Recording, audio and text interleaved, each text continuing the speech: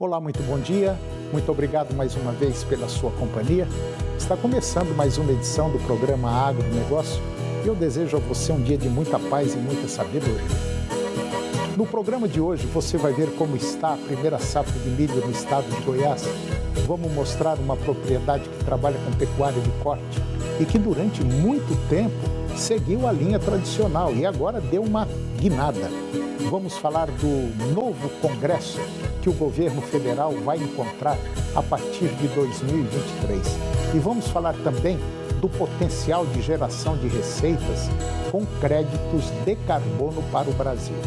Até 2030, subiu de 100 bilhões de dólares para até 120 bilhões de dólares. E você vai ver também que de cada 10 bovinos abatidos, 8 são consumidos pelo mercado interno brasileiro. O programa Agronegócio já está no ar.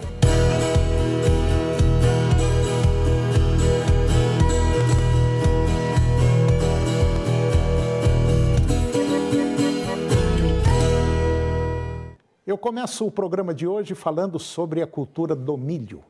A previsão da área plantada da primeira safra de milho em Goiás é de 173 mil hectares, 1,8% menor do que a área plantada em 2021, que foi de 176.800 hectares, o que mostra a opção de substituição da cultura por outras, como, por exemplo, a soja. Já a área prevista para a segunda safra da cultura do milho aqui em Goiás é de 1.700.000 hectares, 6,8%, ou seja, o correspondente a 59.500 toneladas, maior do que o ano anterior, que foi de 1.600.000 hectares. A estimativa da área total plantada de milho em 2022 é de 1.900.000 hectares, um crescimento de 6% frente à safra anterior. O IBGE prevê uma produção total de milho de 10,5 milhões de toneladas em 2022, 0,4% superior a 2021. E esse crescimento ele é devido ao aumento de 0,7% na produção da segunda cultura, da segunda safra. 9 milhões de toneladas frente aos 8,9 milhões em 2021. E agora você vai ficar com uma reportagem que nós já apresentamos em um dos nossos programas, mas que é atualíssima. Trata-se de uma propriedade que trabalha com engorda de bovinos, que trabalha com pecuária de corte, e que durante muitos anos ela seguiu a linha tradicional. Não tratava o pasto como uma lavoura, áreas degradadas, baixa lotação animal por hectare e prejuízo atrás de prejuízo. Depois de uma orientação técnica profissional, o resultado agora é outro. A fazenda saiu do prejuízo a resultados positivos. Confira. Eu estou na Fazenda Capoeirão, no município de Jandaia, estado de Goiás. Uma fazenda grande, uma fazenda antiga, uma fazenda que já vem fazendo a pecuária tradicional já há muitos anos. E o pecuarista percebeu, o proprietário aqui percebeu que o caminho não é esse, que a fazenda tem que ser uma fazenda produtiva, mesmo sendo de pecuária de corte. A vizinhança já basicamente entrou com soja e ele está resistindo, resolveu fazer um trabalho diferente aqui na fazenda. A consultoria que ele tem está dando todo o suporte para ele. E a primeira coisa que aconteceu foi o seguinte: vamos começar a adubar pasto. Vamos tratar bem quem vai dar comida para o seu animal. E assim foi feito. O proprietário saiu de meia cabeça por hectare para 2 cabeças por hectare. E ele já está abatendo uma carreta de boi todos os meses. E ele quer chegar em 5 as por hectare. É só fazer o caminho que ele começou a fazer, ou seja, dar continuidade à adubação de pasto, à melhoria de pasto. O resto vai acontecer com toda certeza. Eu estou com o seu Donizete Antônio, que é o proprietário da fazenda Capoeirão, aqui no município de Jandaia. E o seu Donizete, de alguns anos para cá, descobriu a pecuária tecnológica. E parece que os resultados são promissores e o seu Antônio, ele está entusiasmado com essas tecnologias modernas que tem hoje e resolveu aplicar aqui na propriedade. É mais ou menos isso, seu Antônio? É mais ou menos isso, efetivamente. Recuperação de pastagem, melhoramento genético, aliado a uma boa nutrição animal. Esse é o tripé básico da pecuária. E não tem saída, né? É uma via de mão dupla. Eu implemento as tecnologias existentes e o resultado aparece. Com certeza, com certeza. A pecuária, ela é efetivamente hoje a aplicação de tecnologia, senão ela é completamente inviável. Bom, para chegar nesse ponto que o senhor está chegando hoje, e eu tenho certeza absoluta que aqui é só um começo, eu tenho certeza que o senhor vai chegar em 5, 6 unidades animal por hectare nessa quantidade de pasto que tem. Hoje o seu Antônio tem aproximadamente aí 800 cabeças em 400 hectares de pasto. Por aí. Né? E o seu Antônio já começou a adubar. E os resultados a gente percebe a olho nu. Aquele pasto rapado já passou aí um pasto que tem condições hoje de colocar de 2 a 3 UAs por hectare. Mas tem um detalhe, tem que seguir orientação técnica. Sem essa não tem como, né? É verdade. A orientação técnica é indispensável. O pasto é simplesmente a abordagem do pasto, passa por um engenheiro agrônomo, ou que seja um técnico agrícola, análise de solo, ver as deficiências, corrigido com calagem, com gesso e com adubação NPK. E hoje tem a disponibilidade da ureia líquida, os adubos foliares, tem várias ferramentas hoje, umas mais baratas, outras mais caras. Isso é efetivo. Fazendo isso, é aliado a um bom sal mineral, um sal proteico energético, conciliado com melhoramento genético. O objetivo do senhor aqui na fazenda Capoeirão é abater aí uma média de 20 a 30 animais mês. Esse é o objetivo? Esse é o objetivo. Isso é onde o senhor quer chegar? É onde eu quero chegar, um lote mensal, de 18 boi, 27 boi, 18 vaco, 18 novilha. E nas águas agora, com a oferta maior de pasto, lotes de 40. É essa a minha expectativa. Bom, e o incrível é o seguinte, o seu Antônio já está perto de conseguir isso aí. Por quê? Porque está fazendo uso de tecnologia. Há quantos anos o senhor está aqui nessa propriedade e só agora que o senhor resolveu dar esse up? É o seguinte, através de contato com pessoas motivadas, pessoas que usam a tecnologia de maneira adequada, de maneira racional, e sobretudo, não só racional, de maneira responsável. Tá entendendo? Manter contato com pessoas adequadas. Essas pessoas, inevitavelmente, são os formadores de opinião. Como dizia na política, socialmente assim, existem os formadores de opinião na pecuária que faz essas metas para a gente, tá entendendo? Eu cheguei para cá, recém-formado, 24 anos de idade, a fazenda estava muito desgastada, tinha um lugar de criar, aí fui lutando excessivamente.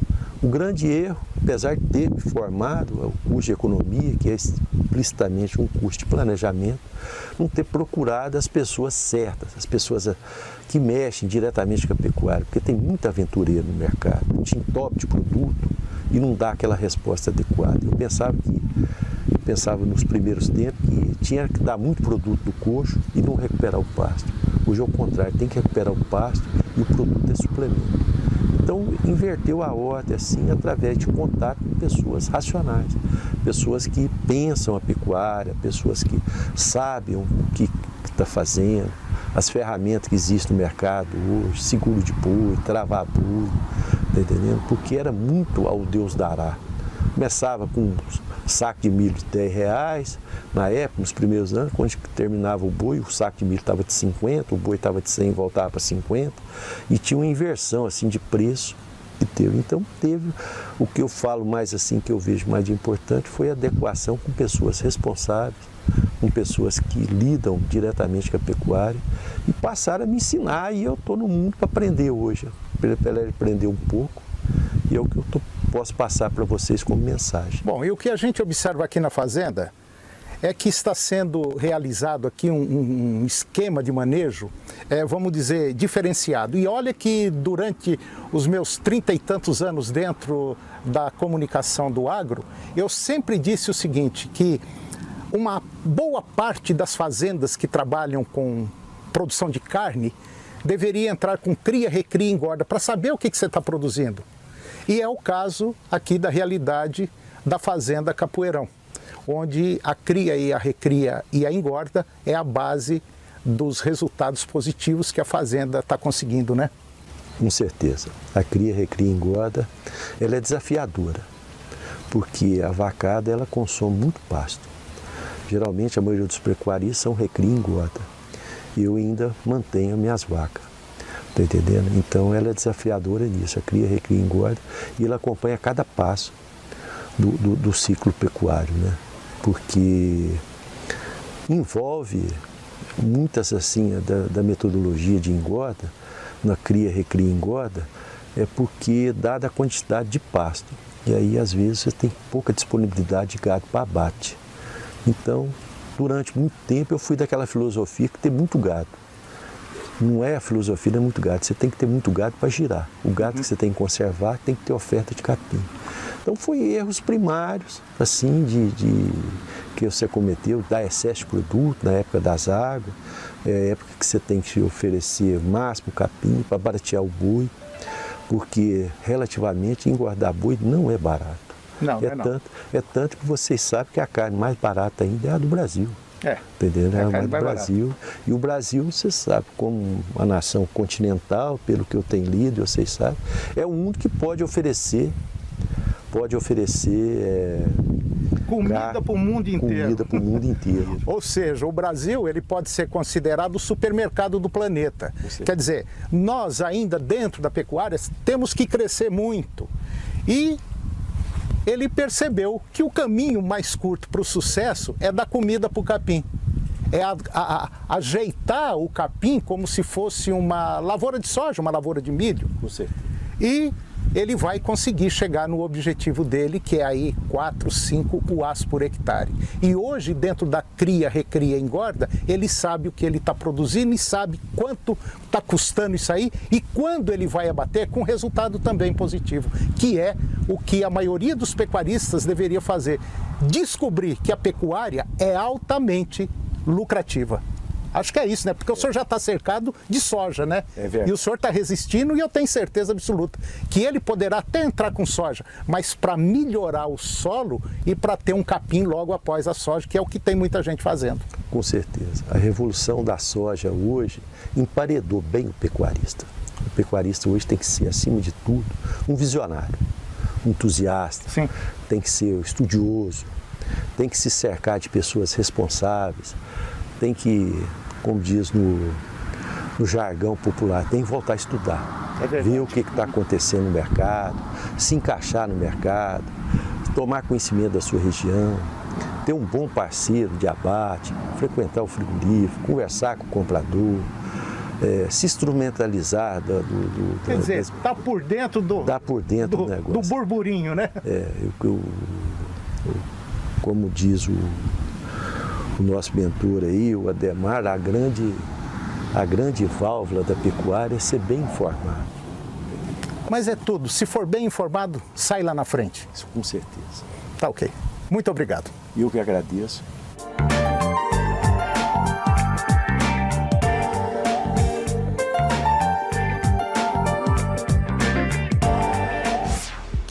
E depois do intervalo, nós vamos falar do novo congresso que o governo federal vai encontrar a partir de 2023.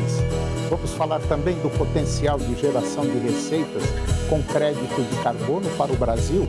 Até 2030 subiu de 100 bilhões de dólares para até 120 bilhões de dólares.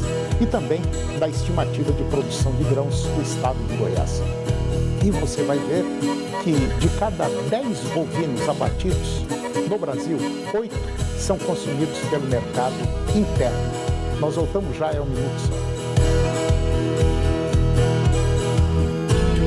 Só a Rádio dos Grandes Shows leva você para curtir Zezé de Camargo Rústico, com Zezé de Camargo.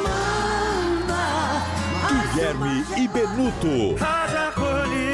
E de Paulo e Paulino. Quando bater a saudade. A 99,5 sorteia dezenas de convites open bar e uma mesa para você e 3 acompanhantes curtirem tudo de perto. Zezé de Camargo Rústico. Domingo, 23 de outubro, véspera de feriado, no céu da OAB. Promoção exclusiva da rádio que é primeiro lugar em audiência, 99,5 FM. E tem quem diga que a gente colhe o que a gente planta. Bem, quem mora no campo sabe que não é bem assim. Para colher, não basta plantar. É preciso cuidar. É por isso que eu conto com a Safra Irrigação na hora de cuidar da nossa plantação. Porque com a irrigação eu posso colher muito, mas muito mais. No campo ou na cidade, precisou Safra. Ô, Tirolipa, você gosta de jogar online? Oxe, o fim de semana todinho, eu não vejo nem o sol. Tirolipa, você faz maratona de séries? Eu sou mais que maratonista, eu sou quase um triatleta das séries. Como você consegue fazer tudo isso? Aí é que tá, a minha internet é a rede, conexão de ultra velocidade. Dá pra fazer tudo isso e muito mais. Vem pra Alrede, papai. Alrede Telecom, a rede da sua vida.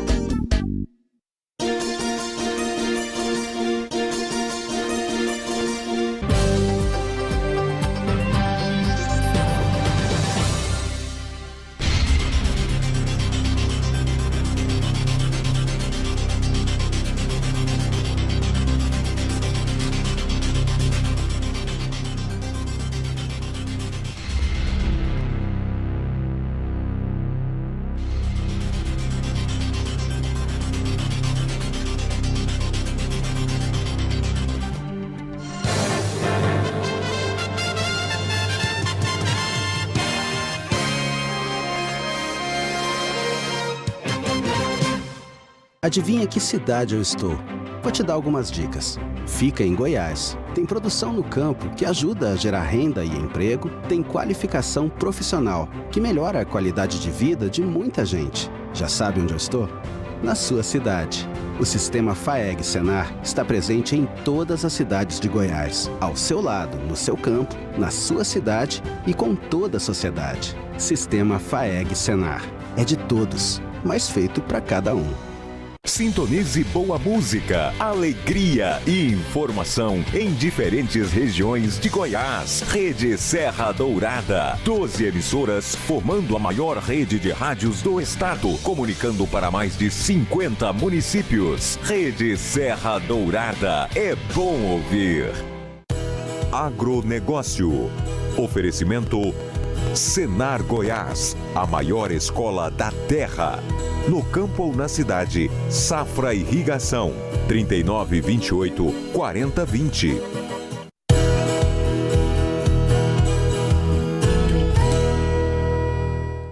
Eu estou de volta e agora nós vamos falar da estimativa de produção de grãos aqui no estado de Goiás. Segundo o levantamento sistemático da produção agrícola, LSPA, para o mês de setembro, a estimativa da produção goiana de cereais, leguminosas e oleaginosas sobe quase 7% em relação à safra 2021. Essa diferença é de 1.700.000 toneladas, ou seja, saindo de 25,3 milhões no ano passado para 27 milhões agora na estimativa de 2022. E essa alta se explica pelo aumento na área plantada, que em 2021 era de 6 milhões de hectares, sendo estimada agora a área em 6 milhões e 500 mil hectares em 2022, uma variação de 6%. E dessa forma, Goiás sobe uma posição no ranking e de tornar-se o terceiro maior produtor de cereais, leguminosas e oleaginosas do país. A estimativa do LSPA do mês de setembro para a safra 22 de Goiás também prevê aumento de 7,3% na área plantada de soja, que foi estimada em 3,7 milhões de hectares em 2021 e devendo chegar a 4 milhões de hectares agora este ano. e com isso a área plantada deve ser recorde na série histórica goiana. Dessa forma, a produção goiana deve ser de 14,9 milhões de toneladas em 2022, um aumento de 14%, ou seja, 1.800.000 toneladas, em relação à estimativa de 2021, que foi de 13.100.000 toneladas. Assim, o estado poderá ser o segundo maior produtor de soja do país, à frente do Paraná, cuja produção caiu 38% nessa estimativa de setembro. E agora eu vou comentar sobre o novo Congresso que o governo federal vai encontrar no próximo mandato.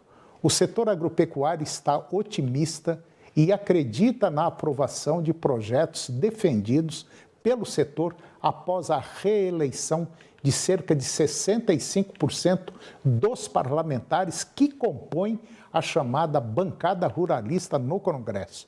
Segundo o Instituto Pensar Agro, o IPA, responsável por prestar suporte técnico à Frente Parlamentar Agropecuária, o percentual de 65% está acima da média de reeleição de parlamentares em geral nesta eleição, o que lhe dá a perspectiva de que a bancada não só se manterá, como ainda pode crescer. A taxa de reeleição na Câmara dos Deputados foi de 57,3%, enquanto do Senado ficou em 38,5%, conforme números das duas casas. A expectativa de manter essa bancada é enorme. Elegeu muita gente interessada. Segundo o presidente do Instituto Pensar Agro, Nilson Leitão, independentemente de quem assumir a cadeira presidencial, seja Bolsonaro ou seja Lula, eles já conhecem o setor e sabem que precisam de um diálogo com o Congresso Nacional. A Frente Parlamentar da Agropecuária está muito bem preparada para assumir esse protagonismo. E agora vamos comentar sobre crédito de carbono, que tem aí um enorme potencial aqui no Brasil. O potencial de geração de receitas com crédito de carbono para o Brasil até 2030 subiu de 100 bilhões de dólares para 120 bilhões de dólares. Isso é o que mostra a atualização do estudo Oportunidades para o Brasil em Mercados de Carbono. Pesquisa foi desenvolvida pela Câmara de Comércio Internacional, o ICC Brasil, organização empresarial em parceria com a Way Carbon, que é a maior consultoria estratégica com foco exclusivo em sustentabilidade e mudança de clima na América Latina. Conforme o estudo, em 2021, o Brasil foi responsável por 12% da oferta mundial de crédito para o mercado voluntário, superando a participação de 2019 de 3%. E o cenário mais otimista, 10%, utilizado no estudo do ano passado para 2030. Tal desempenho é reflexo do aumento do número de créditos emitidos de soluções baseadas na natureza e da influência e da regulamentação do artigo 6 do Acordo de Paris na COP26. A pesquisa mostra ainda que, considerando o preço de um cenário otimista de $100 por tonelada, a capacidade de atendimento do Brasil pode alcançar de 22% a 48% da demanda global por crédito do mercado voluntário, que deve chegar entre 1,5 e 2 gigatoneladas de CO2 no fim dessa década. E agora vamos comentar sobre o primeiro levantamento da primeira safra de milho. Os números foram divulgados no primeiro levantamento da safra de grãos 22-23 pela Companhia Nacional de Abastecimento, a Conab, e apontam que a safra de milho de primeira safra, uma redução de 1,5% na área a ser cultivada devido à elevação dos custos, bem como a uma migração para os cultivos mais rentáveis. O plantio está avançado no sul do país, onde as precipitações frequentes e bem distribuídas favorecem o seu desenvolvimento. Pelo menos o desenvolvimento inicial, apesar das baixas temperaturas registradas que retardaram a emergência em algumas regiões. Nos 3 estados do sul, onde a semeadura já está avançada, os produtores estão atentos para a possível incidência de ataques de cigarrinha, principalmente com o aumento das temperaturas nos próximos meses, mesmo com a menor área, e esperado que a colheita do cereal na primeira safra apresente um aumento de 14,6%, sendo estimada em 28,7 milhões de toneladas. O bom resultado se deve à expectativa de recuperação da produtividade do atual ciclo, somando as 3 safras do cereal em toda a temporada 22-23, a Conab estima uma produção de quase 127 milhões de toneladas. E agora vamos comentar um pouquinho sobre a produção de carne bovina brasileira. O boletim número 59, análise da equipe de especialistas do Centro de Inteligência da Carne Bovina, o CICARNE da Embrapa, que foi divulgado agora nesta semana, trouxe dados sobre a produção de carne brasileira e apontou que de 8 em cada 10 bovinos abatidos são consumidos pelo mercado interno brasileiro. Em 2021, o rebanho nacional era de 196 milhões de cabeças, das quais foram abatidas cerca de 39 milhões de cabeças, com geração de 10 milhões de toneladas de carne. 75% do volume gerado foi consumido pelos brasileiros, equivalente a 100 mil cabeças por dia, somando 34 quilos de carne por pessoa durante o ano. O documento aponta ainda que, a cada 100 animais consumidos no Brasil, 35 têm origem na região centro-oeste, 22 no sudeste, 16 no sul, 14 no norte e 13 no nordeste. A maior parcela dos animais abatidos, cerca de 75%, possui genética zebuína, com predominância da raça Nelore, com ponto de abate atingindo por volta de 3 anos. Apesar da caracterização da carne consumida pela população, pesquisadores afirmam que os diferentes sistemas de criação adotados no Brasil dificultam uma identificação precisa da carne bovina em função da complexidade e peculiaridade de cada unidade de produção. O Sistema de Integração Lavoura, Pecuária, Floresta, o ILPF, tem sido uma aposta crescente entre produtores para maximizar os ganhos produtivos e pode impulsionar o mercado externo. De acordo com a rede ILPF, são 17,4 milhões de hectares com adoção do sistema no Sistema Brasil. E o Mato Grosso do Sul lidera o ranking dos estados com o maior número de hectares com ILPF. São 3,1 milhões de hectares. E o programa de hoje chegou ao fim. E eu termino o nosso programa com a seguinte frase: sou do tamanho daquilo que vejo e não do tamanho da minha altura. Um grande abraço a você, muito obrigado pela sua companhia, que Deus os abençoe e até o próximo programa.